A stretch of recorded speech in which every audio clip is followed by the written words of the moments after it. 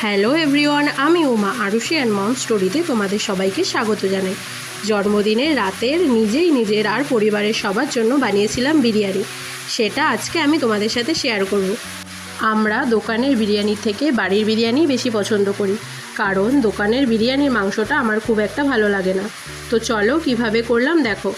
তার আগেই বলে দিই, আমি যখন ভয়েসটা দিচ্ছিলাম ভিডিওতে বাইরে প্রচণ্ড বৃষ্টি হচ্ছিল, তো তোমরা বৃষ্টির আওয়াজটাকে একটু অ্যাভয়েড করো। প্রথমেই বিরিয়ানির চালটাকে ভালো করে ধুয়ে নেব, তারপর ওটার মধ্যে গোটা গরম মশলা আর লবণ দিয়ে বেশ কিছুক্ষণ ভিজিয়ে রেখে দেবো।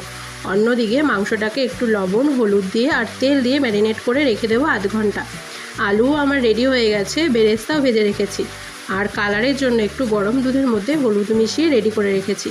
আরুষির জন্য ফুড কালারটা ব্যবহার করি না, আর ঘরে কেশর ছিল না। মাংসও প্রায় হয়ে গেছে, রাইসটাও হয়ে গেছে। এইবার হাঁড়িতে চলো বিরিয়ানিটা সাজিয়ে নিই। প্রথমে হাঁড়িতে ঘি মাখিয়ে রেখেছিলাম, তারপর রাইস দিয়ে দিলাম, তারপর দিয়ে দিলাম বিরিয়ানি মশলা, তার উপর দিয়ে দিলাম বাড়িতে তৈরি কালার এবং বেরেস্তা।